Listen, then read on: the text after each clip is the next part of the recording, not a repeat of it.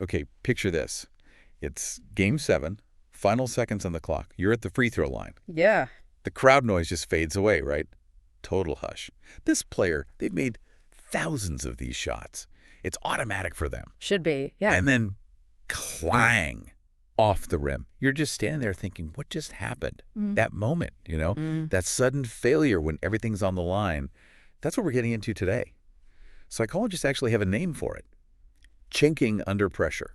And it's interesting because choking, it's not just feeling a bit nervous. It's a very specific thing psychologists talk about. Right. Where your performance really tanks, even though you absolutely know how to do the task. You've mastered it. We see it everywhere, don't we? Yeah. Like a speaker freezing up or a musician fumbling a piece they know backwards. Oh, absolutely. Or even, simpler things. Like you suddenly can't remember your usual coffee order when the barista asks. It's that weird disconnect, what you can do versus what you actually do when you feel that pressure. Exactly. We've all felt our brains to just betray us sometimes. So today, our mission is to figure out why this happens. And maybe more importantly, what practical things you can actually do about it so it doesn't derail you. And we're basing this on solid ground, right? We're digging into the research, the work from psychologists who study this stuff. Yeah, exactly. Not just pulling ideas out of thin air. And if you think about your own life, maybe a big presentation coming up or an important meeting. Or even just a tough personal challenge. Yeah.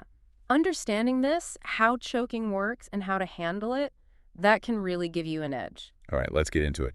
When someone does choke, what's actually happening inside their head? Okay, so there are a couple of main ideas, theories that psychologists focus on. The first one, it's called distraction theory. Distraction theory. Okay, so distractions like someone yelling from the stands or your phone buzzing. Well, not usually external things like that. It's more about internal distraction. Ah, okay, inside your head. Exactly. When you're feeling the pressure, your mind can just get flooded with worries. Anxious thoughts, self-doubt. Like, what if I mess this up? Or everyone's watching me fail. Precisely those kinds of thoughts. They start hogging all your mental bandwidth. So it's less about actual noise and more about the noise inside your own head getting too loud. That's a great way to put it. It's like your working memory, the mental space you need to focus gets clogged up with all this worry. Right.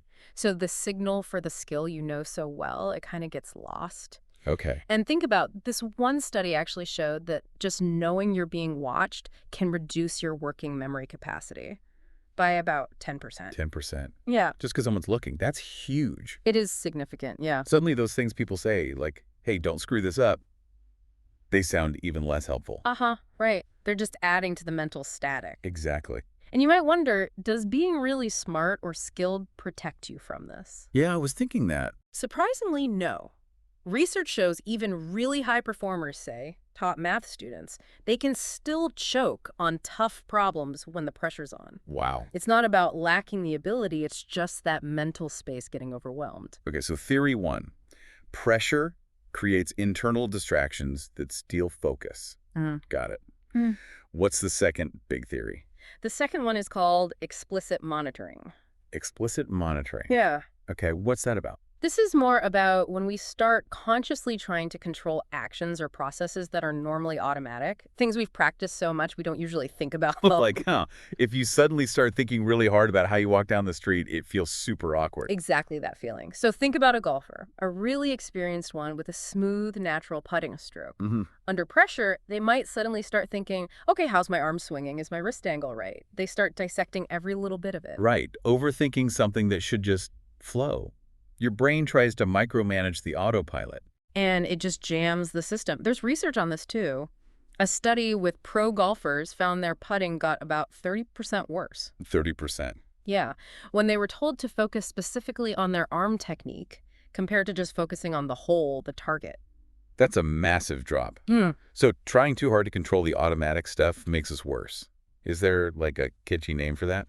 There is, actually. It's often called paralysis by analysis. Paralysis by analysis. I like that. Makes sense. And that overthinking. It also causes physical tension. Your heart rate goes up, muscles get stiff, which of course makes it even harder to perform smoothly.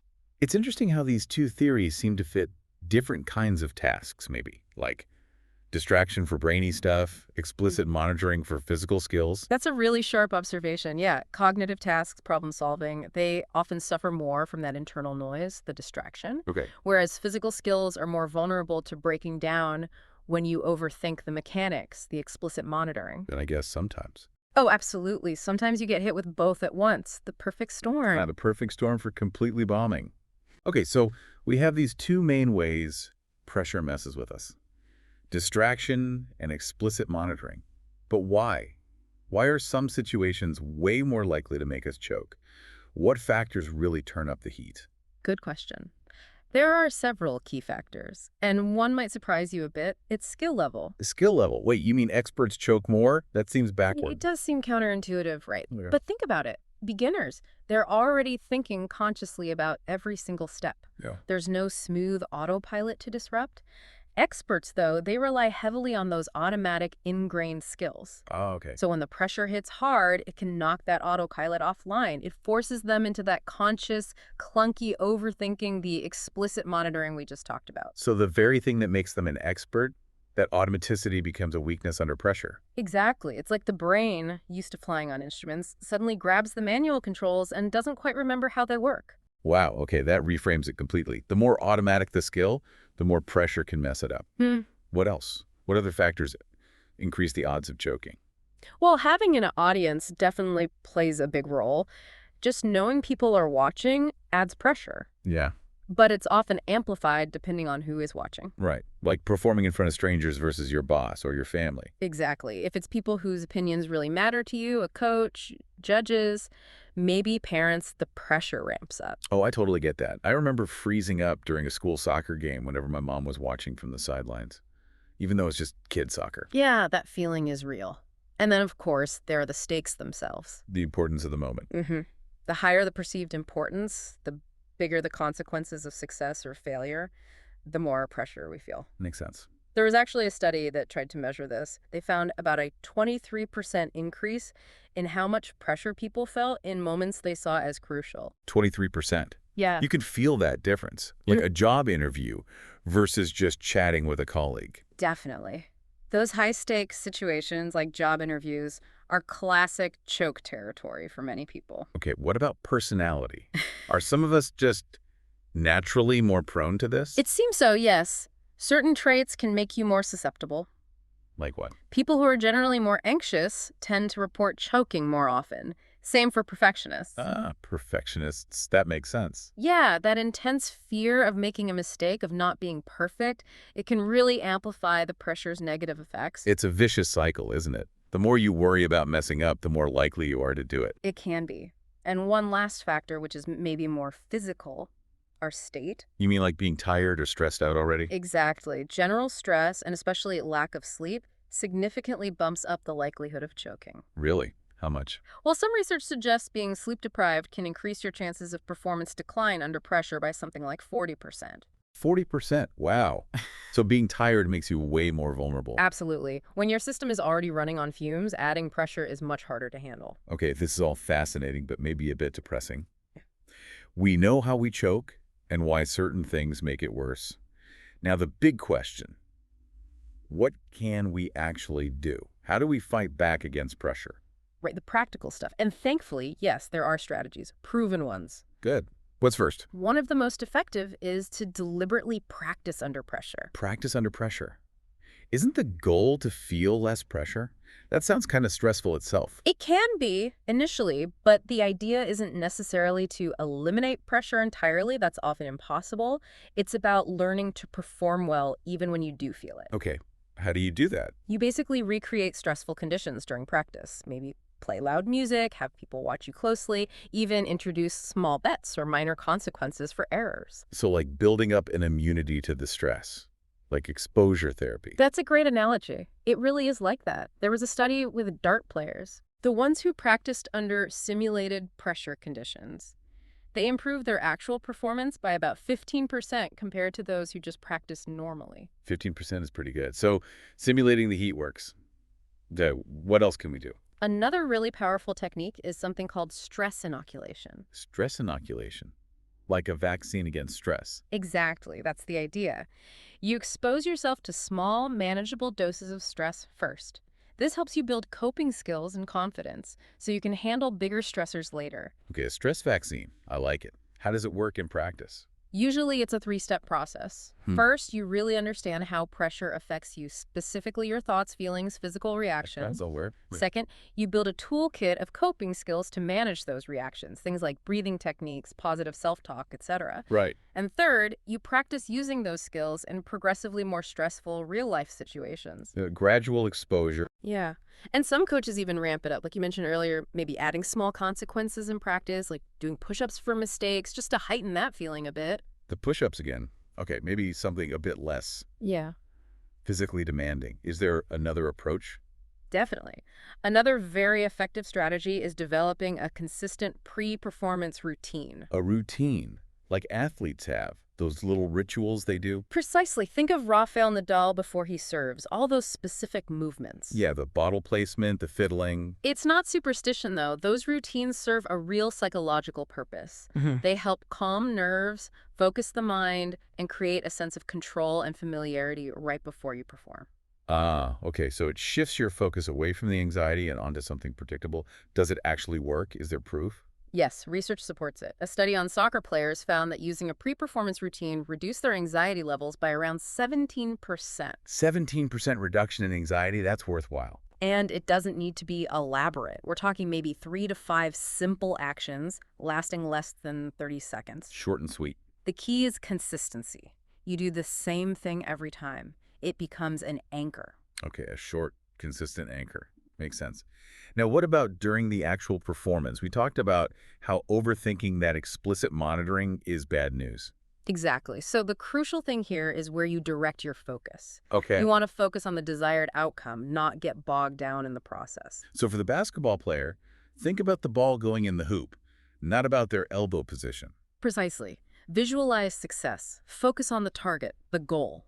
But how do you stop your brain from hijacking that?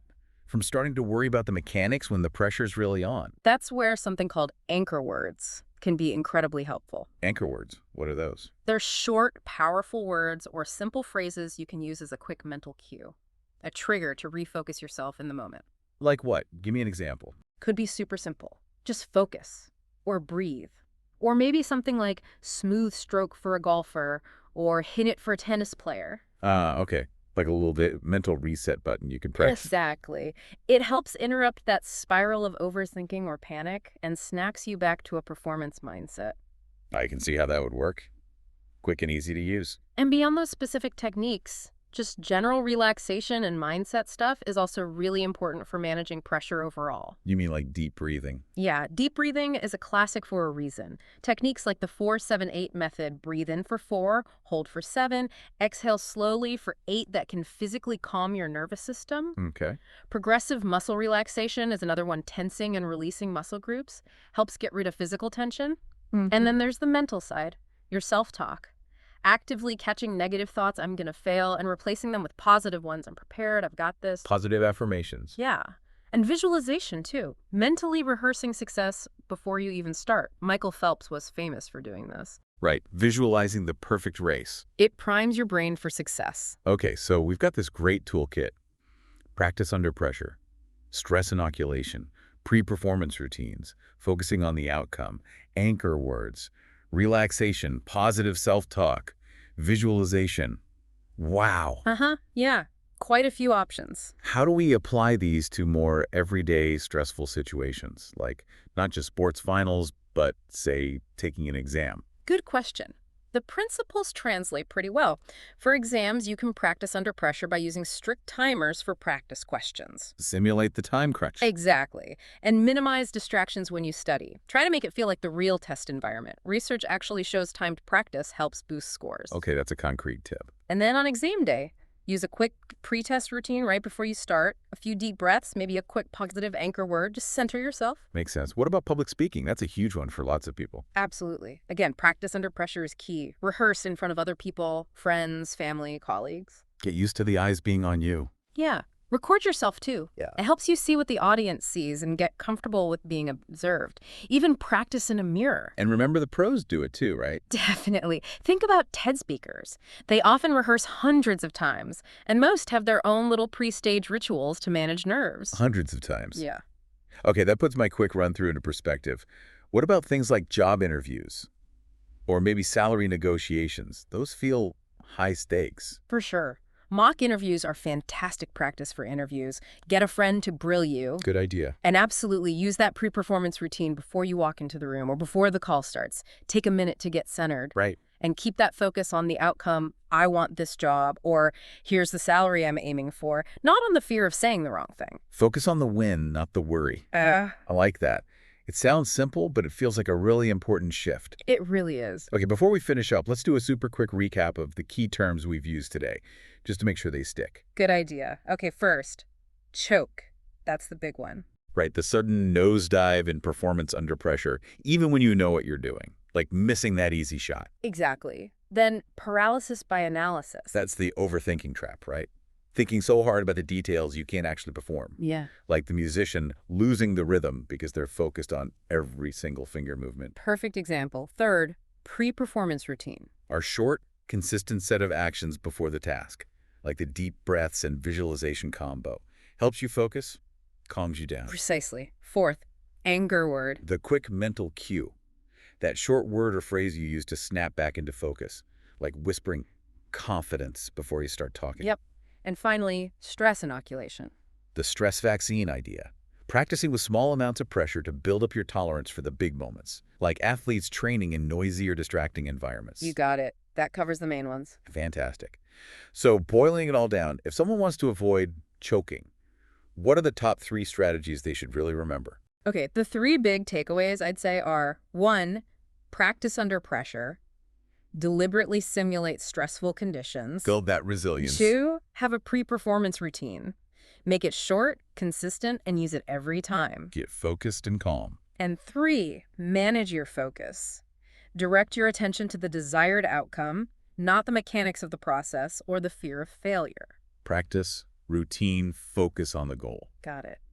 And I think it's also really important how we think about choking if it does happen. Oh, absolutely. Instead of seeing it as just like total failure, maybe see it more as feedback. Exactly. It's information. It tells you something about your preparation or your mindset or maybe the coping strategies you used or didn't use. Right. It highlights where you might need to adjust things for next time. It's not a final verdict on your ability. Well said. It's a learning opportunity, not a label. A chance to grow.